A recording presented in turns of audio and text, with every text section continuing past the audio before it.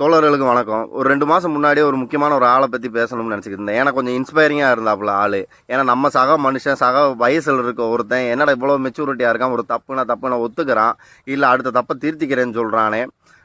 கிட்டத்தட்ட அவன் வாழ்க்கையில் என்ன நடக்க போகுது, என்ன நான் சொல்லணும், நான் செத்தாலும் வாழ்ந்தாலும் நான் இதை சொல்லிட்டு போயிடணும்னு புற்றில் அடித்த மாதிரி பாட்டு மூலியமாக எல்லார்கிட்டையும் சொல்லி செத்துக்கிட்டு இருக்க ஒருத்தன் தான்.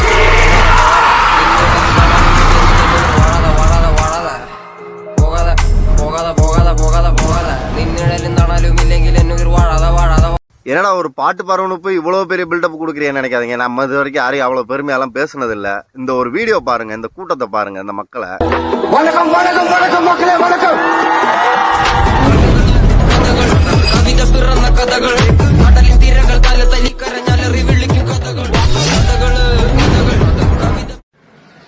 பேர் சொல்ல மாமா பேர் சொல்ல மாட்டேங்க. பதவி பணம் ஒன்று வேண்டடா, இது உயிருக்கு குணமுள்ள தோழடா, ഇതാണ് അവർ കിട്ടുന്ന തെറാപ്പി, ഇതാണ് അവർ കിട്ടുന്ന ഏറ്റവും നല്ല ചികിത്സ.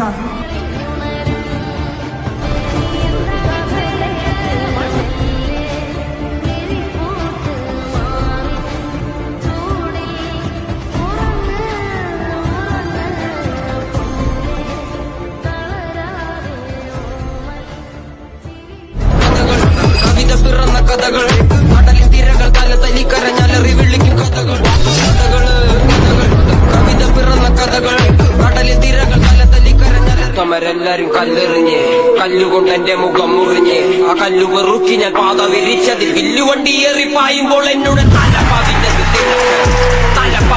തിളക്കം, കണ്ണിൽ കാണാത്ത ജാതി മത വേർപാട്, മുഖങ്ങളായി തുടങ്ങി ഇനിയും എന്റെ വേട്ടയാട്, അടങ്ങി നിൽക്കുവാൻ അയ്യോ ഞാൻ പെട്ടപാട്, എന്റെ മുതുകിൽ നിന്റെ വഞ്ചനയാലേറ്റപാട്, ഞാൻ കാണലല്ല പറയനല്ല പുലയനല്ല, നീ തമ്പുരാനുമല്ല, ആടേലൊരു മറ്റുമില്ല, ഇനിയും കാലമില്ല, കാത്തിരിക്കാനാകുമില്ല, പുറത്തു പോകുവാൻ സമയവിതരി പാടിയില്ല, എനിക്ക് വേണ്ടതോ എനിക്ക് വേണ്ടതല്ല ഞങ്ങൾക്ക് വേണ്ടത്, നീ തരാൻ പഠിച്ചു ഞങ്ങളേറെ കൊതിച്ച്, അതിനെ എത്ര പേർ മരിച്ച് കണ്ട് കണ്ട് നീ ചിരിച്ച്. இந்த கூட்டம் ஒன்றும் சும்மா கிராஃபிக்ஸில் வந்த கூட்டம் கிடையாது. இது வந்து ஒரு நம்ம வயசில் இருக்க ஒரு பாட்டு பாடுறேன்ட்டு கிட்டத்தட்ட 20,000 30,000 பேர் ஒருத்தனை பார்க்கறதுக்காக போயிருக்காங்கன்னா சின்ன விஷயம் கிடையாது.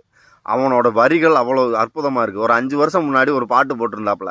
அந்த பாட்டை என் துணைவியார்கிட்ட சொல்லி, இங்கே பாரு, ஒருத்தன் இவ்வளோ ஈஸியாக கன்வே பண்ண முடியுமா மக்கள்கிட்ட, அவன் வழியை சொல்ல முடியுமான்னு அதிசயமாக பார்த்துக்கிறோம். இவன் நல்லா வந்தால் நல்லா இருக்குமே நினச்சோம்.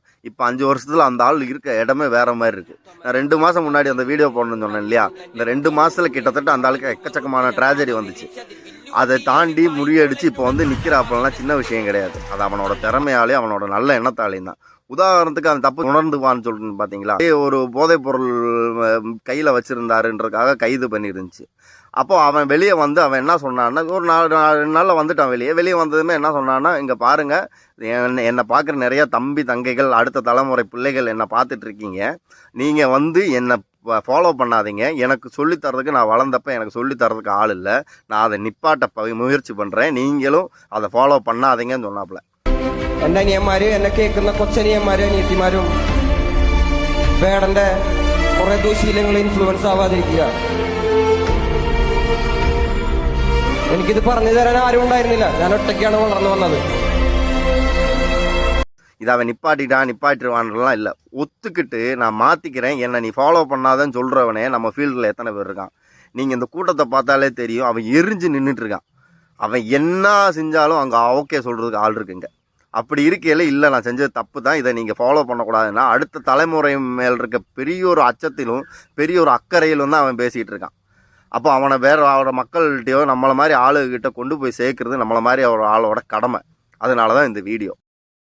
அதே மாதிரி போன வாரம் ஒரு இந்துத்துவ தலைவர் ஒருத்தவங்க கேரளாவில் இருக்கவங்க அவரை பற்றி பேசையில் போகிற போக்கில், இவனுக்கு என்ன தெரியும் நம்மளோட அரசியல் பற்றி, இவன் ஏன் இந்த அரசியலை பேசணும், இவனுக்கும் ஸ்ரீலங்காவுக்கு இருக்க கனெக்ஷனை பாரு என்று பேசிகிட்டு இருக்கையில் தான் அவரோட இன்டர்வியூ பார்க்கையில், அவர் வந்து ஸ்ரீலங்காவில் பிறந்தவர், ஸ்ரீலங்கன் தமிழன் கிடையாது, எல்லாரும் ஸ்ரீலங்கன் தமிழன் வாங்க. அவர் வந்து ஈழத்து தமிழர், ஈழத்து தமிழ் தாயோட மகத்தில் பிறந்த பிள்ளை.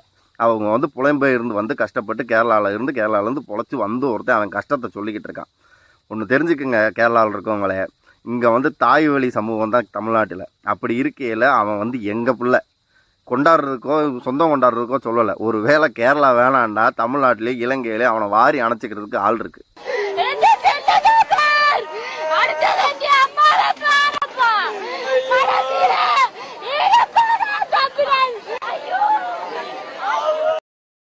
கிட்டத்தட்ட 2 லட்சம் ஈழத்தமிழர்களை காவு கொடுத்துட்டு 10-15 வருஷமாக நாங்கள் இன்னும் பாடுபட்டுக்கிட்டு இருக்கோம். அதுக்காக போராடிட்டு இருக்கோம். உங்களுக்கு அது சாதாரண ஒரு வார்த்தை. ஈழம்ன்றதோ ஸ்ரீலங்கான்றதோ தமிழர்களுக்கு அது உணர்வு. எங்களோட தொப்புள் கடி உறவுகள் தான் நிறைய அங்கே இறந்துருக்காங்க. அப்படி இருக்கையில் எங்கள் பிள்ளை ஒருத்தன் பேசையில் அவன் கேரளாவில் இருந்தாலும் சரி, லண்டனில் இருந்தாலும் சரி, அமெரிக்காவில் இருந்தாலும் சரி, அவன் எங்கள் பிள்ளை தான், நம்ம பிள்ளைன்னு சொல்லுவோம்னு தான் எல்லோரும் ஆசைப்பட்றோம். போகிற போக்கில் வேடன் ஒரு இன்டர்வியூவில் ஒரு வார்த்தை சொல்லிட்டுருப்பான், தமிழ்காரங்க கேரளாக்காரங்கலாம் இல்லைங்க, எல்லோரும் ஒன்றா இருந்தால் தான் நம்ம அதுக்கு முன்னெடுத்தால் தான் நம்ம அடுத்த கட்டத்துக்கு போக முடியும். அதே தான் எங்களை மாதிரி ஆளுகளுக்கும், மலையாளிகளாக இருக்கட்டும், கேரளா தமிழ்காரங்களாக இருக்கட்டும், எல்லோரும் சேர்ந்து தான் நம்ம அடுத்து நல்ல ஒரு அரசியலை கொண்டு வர முடியும். அடுத்து மக்களுக்கான நல்ல கல்வியாக இருக்கட்டும், நல்ல சுகாதாரமாக இருக்கட்டும் கொண்டு வர முடியும்.